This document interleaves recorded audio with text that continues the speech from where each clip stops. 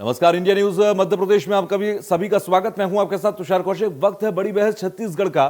छत्तीसगढ़ में भारतीय जनता युवा मोर्चा के हल्ला बोल के बाद अब भाजपा कार्यकर्ताओं के खिलाफ छत्तीसगढ़ में एफआईआर का दौर चल रहा है। आपको बता दें कि कहीं मुख्यमंत्री का पोस्टर फाड़ने पर कार्रवाई होती है तो कहीं पर महिला पुलिसकर्मियों को छेड़ने का आरोप लगाया जा रहा है। पुलिस उपद्रवियों की पहचान उनके शर्ट के रंग को लेकर हेयर स्टाइल से वीडियोग्राफी और फोटोग्राफी के माध्यम से कर रही है। अब तक रायपुर जिले के अंदर 20 आंदोलनकारियों के खिलाफ एफआईआर दर्ज कर ली गई, तो वहीं आंदोलनकारियों की पहचान की कोशिशें लगातार हो रही हैं। सूबे में भाजपाइयों पर लगातार हो रही एफआईआर पर राजनीति तेज हो गई है। एक तरफ भाजपा के प्रदेश अध्यक्ष अरुण साव ने बाकायदा प्रेस वार्ता करके राज्य सरकार पर झूठे प्रकरणों में कार्यकर्ताओं को फंसाने का आरोप लगाया, तो वहीं राज्य सरकार के प्रवक्ता और कृषि मंत्री रविंद्र चौबे ने कहा कि 15 साल हम भी विपक्ष में बैठे थे, हम पर भी एफआईआर होती थी, तो ये सब चलता रहता है। दोनों ही नेताओं ने अपने अपने बयान और छत्तीसगढ़ की राजनीति में अब एफआईआर पर राजनीति पर रार मची हुई है।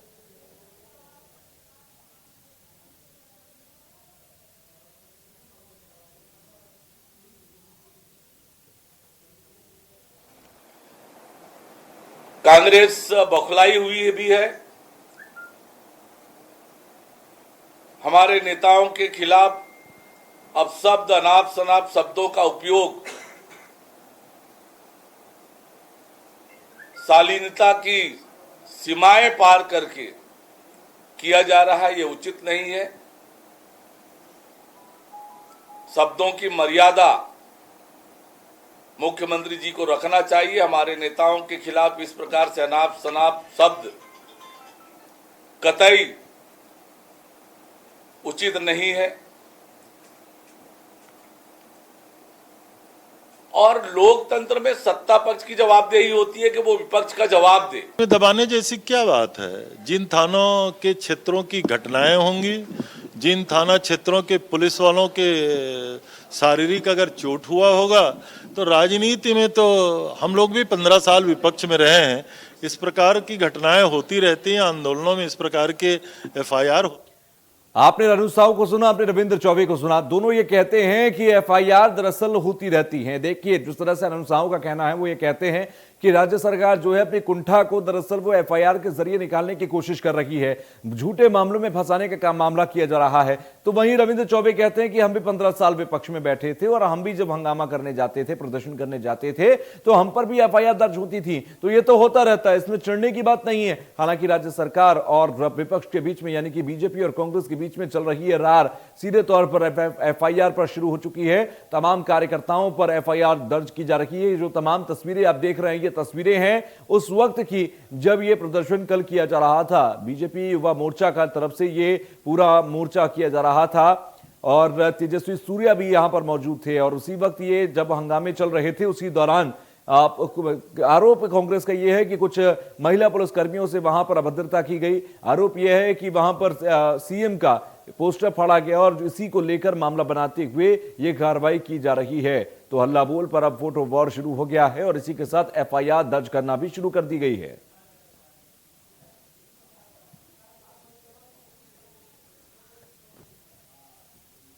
तो एफआईआर पर अगर फांस पर रार लगातार है तो सवाल जवाब भी लगातार करना जरूरी है। धनंजय सिंह ठाकुर, प्रवक्ता कांग्रेस, मेरे साथ जुड़ गए हैं। स्वागत है धनंजय आपका। अनुराग सिंह देव मेरे साथ हैं, भाजपा के प्रवक्ता हैं। अनुराग, आपका भी स्वागत है। राम अवतार तिवारी जी हमारे साथ, वरिष्ठ पत्रकार हैं। सर, आपका भी स्वागत है। मैं सबसे पहले अनुराग जी आप ही के पास आ जाता हूं, क्योंकि अभी मैं रविंद्र चौबे को सुन रहा था। रविंद्र चौबे का कहना था कि हम भी तो 15 साल विपक्ष में थे, हम भी जब सरकार के खिलाफ विरोध की आवाज उठाते थे तो हमारे खिलाफ भी एफआईआर होती थी। ये तो चलता रहता है। जरा इस पर प्रतिक्रिया दीजिए पहले।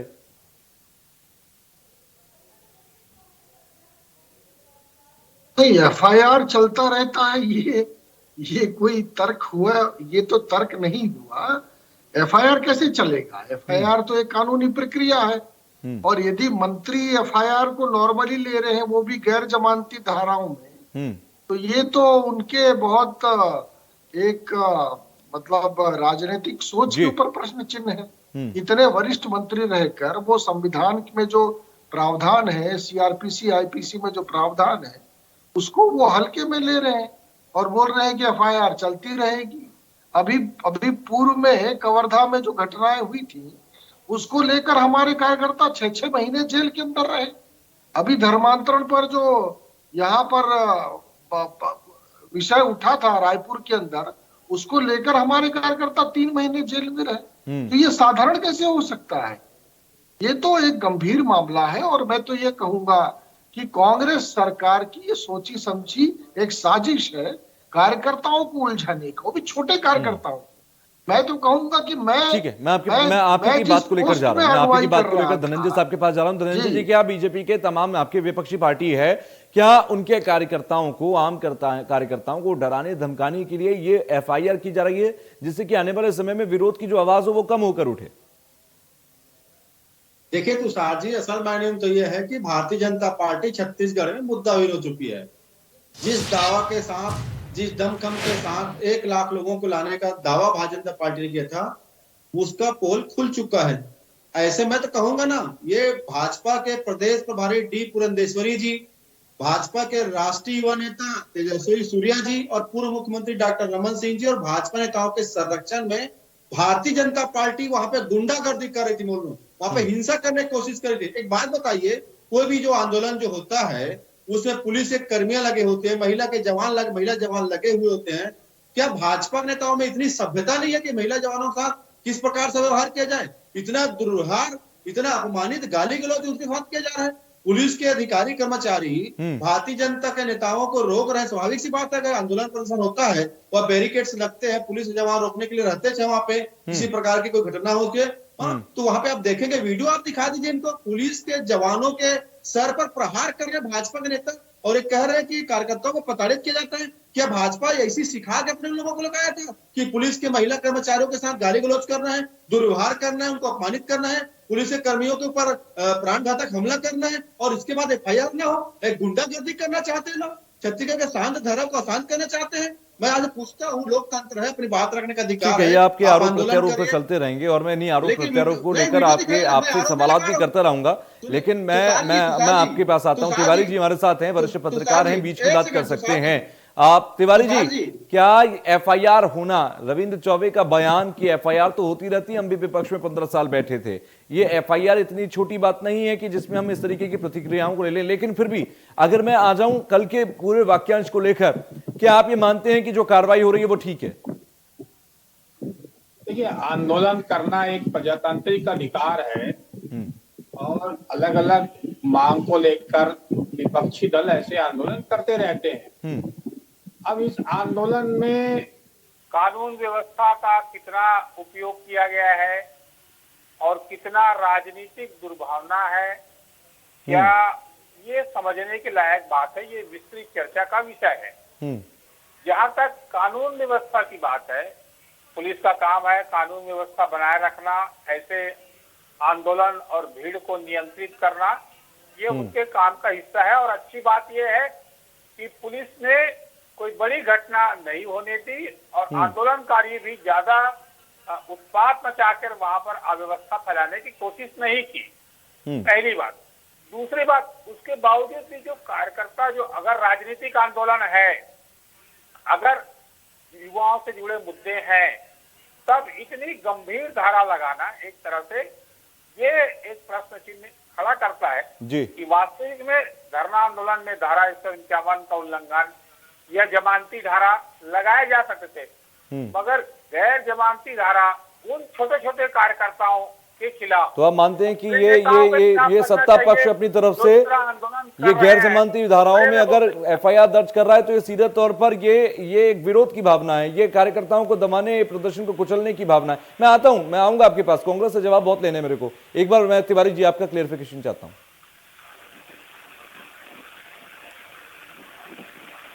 देखिए, आंदोलन का जो है, जिस तरह से आंदोलन हुए हैं, एक भाजपा पहली बार एक बड़ा आंदोलन संगठित होकर कर रही है, एक अच्छी बात है।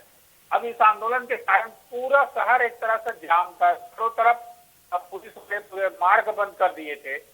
और उसके बाद अगर भाजपा के कार्यकर्ता भी झूमाझटकी किए, उन्होंने जिस तरह से सीएम हाउस की तरफ जा रहे थे, घेर रहे थे, तो ये पुलिस का काम नियंत्रण का रहता है। बिल्कुल, तो पुलिस ने बहुत अनुशासित तरीके से यहाँ पर भीड़ को नियंत्रण करने की कोशिश की है। उसके बावजूद भी अगर कुछ कार्यकर्ता हमको आंदोलन को करना ही है, हमको लाठी खाना ही है, हमको जोर जबरदस्ती करना है, ये अगर प्रक्रिया में आंदोलन आएगा, आंदोलन दो सांकेतिक भाषा है। बिल्कुल। आंदोलन के जरिए आप एक संदेश देना चाहते हैं कि आप उत्पात मचाना चाहते हैं, दोनों अंतर है। कि हम ये आंदोलन इसलिए कर रहे हैं कि बेरोजगारों को नौकरी नहीं मिल रही है, रोजगार मिले।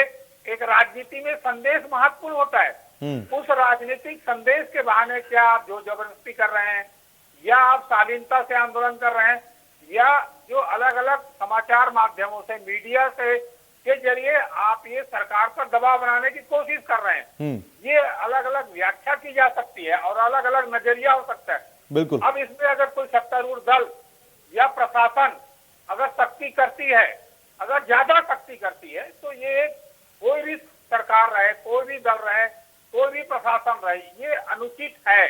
और मेरा मानना है कि छोटे कार्यकर्ताओं के खिलाफ विचारों पर गंभीर धारा और बड़े धारा लगाना, ये एक बड़ी सोच होनी चाहिए कि ऐसे आंदोलन में अगर हो रहे हैं तो उस तरह की धारा ना लगाया जाए, ताकि चेतावनी। धनंजय साहब, गैर जमानती धाराओं में एफआईआर दर्ज आखिर क्यों?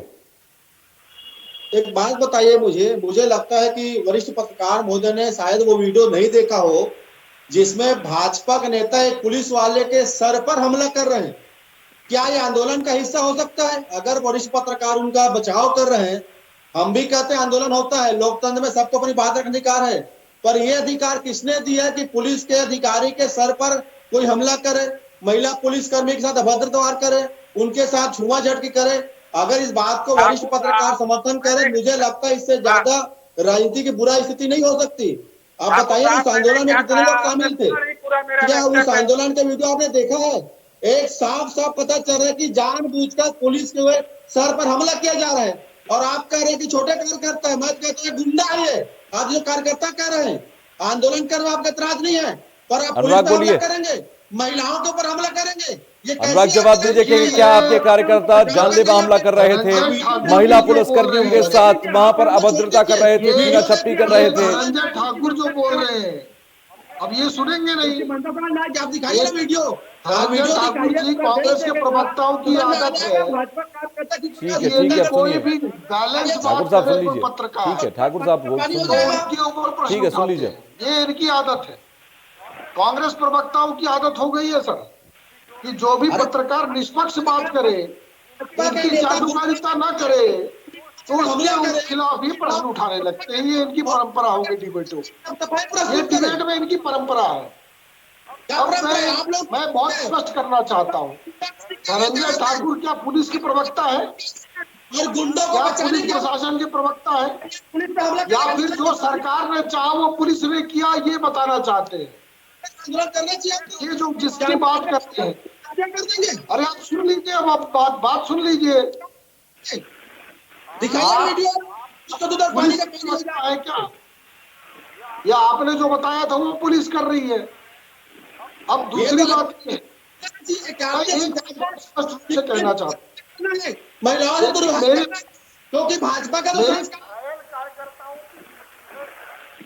और सूची के साथ मैंने अपने वीडियो भी पोस्ट किया है, चाहे वो अरुणधर दीवान हो, चाहे पिंटू बरेठ हो, ऐसे अनेकों कार्यकर्ताओं को गंभीर चोटें लगी है और मैंने उसको दिखाया है।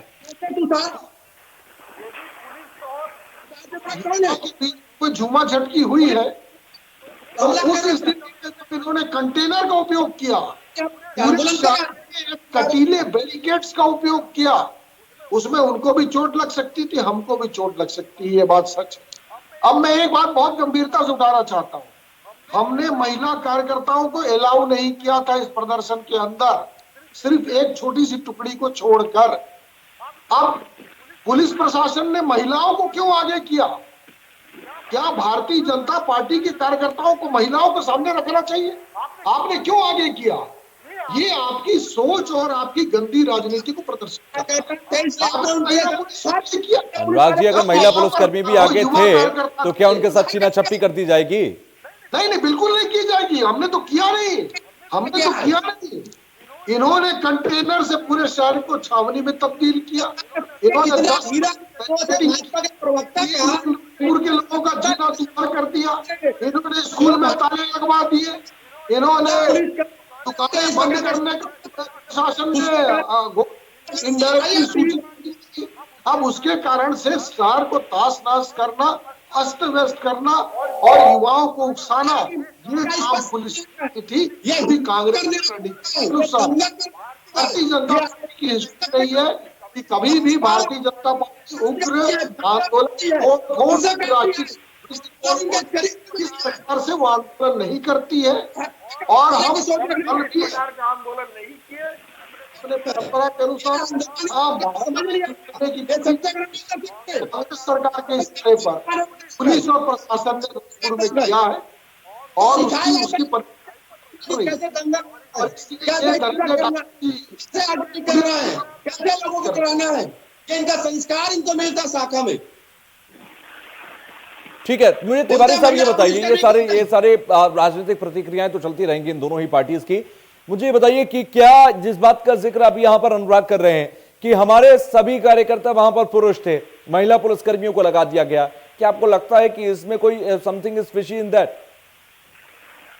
देखिए, महिला कार्यकर्ता तो थे, आंदोलन के दौरान नहीं थे ऐसे नहीं है, और पुलिस ऐसे आंदोलन में महिला और पुरुष दोनों को रखते हैं, उसको राजनीतिक नजरिए से नहीं देखना चाहिए। देखिए, आंदोलन जब कर रहे हैं आप, आंदोलन संयमित हो, इसकी पहली जिम्मेदारी जो आंदोलन कर रहे हैं उस राजनीतिक दल की होती है, पहला उद्देश्य।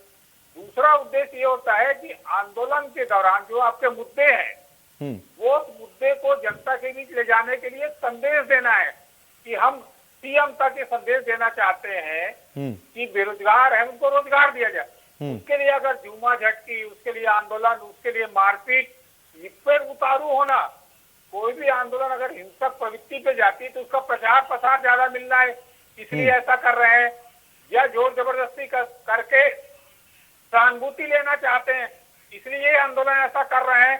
तो राजनीतिक दल में हो हल्ला हंगामा जो है ये ज्यादा परंपरा बनते जा रही है, बनिस्बत अपने उद्देश्य, अपनी सोच, अपना संदेश देना है।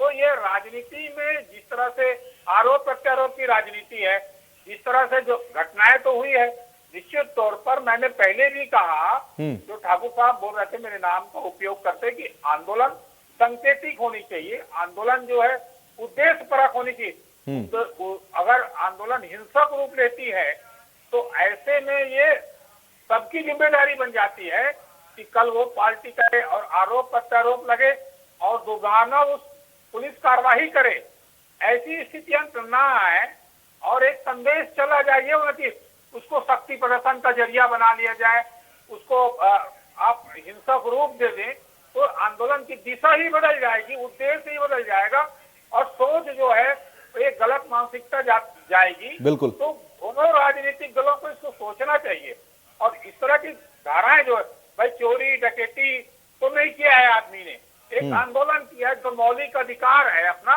तो उसमें जो धारा लगाते समय निश्चित तौर पर उसमें ऐसी धाराएं लगनी चाहिए जो ऐसे बड़े तरीके से जो आदमी को तंग करने का उद्देश्य ना हो।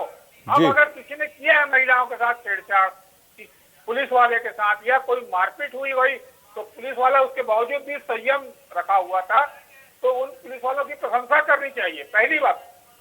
दूसरी बात, ऐसे कार्यकर्ता जो पुलिस पर हमला कर रहे हैं वैसे कार्यकर्ताओं को, अपनी पार्टी को, भाजपा को भी संयमित रखने की कोशिश होनी चाहिए।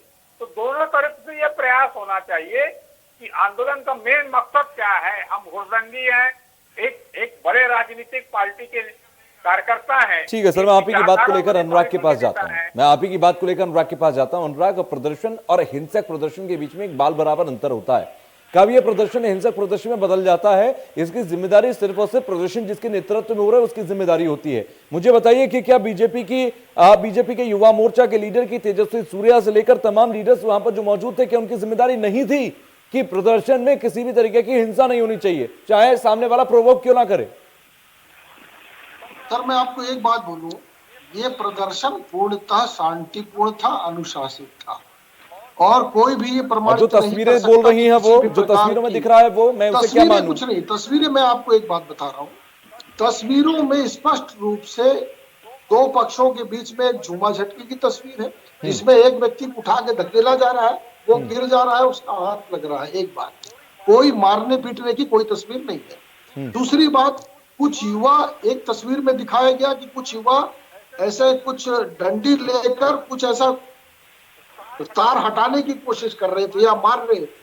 मैं आपको एक गंभीर बात बताऊं सर, इसमें जिस तरीके का प्रबंधन किया गया था प्रशासन के द्वारा, इसमें एक बैरिकेड में डीसी करंट प्रवाहित किया गया था।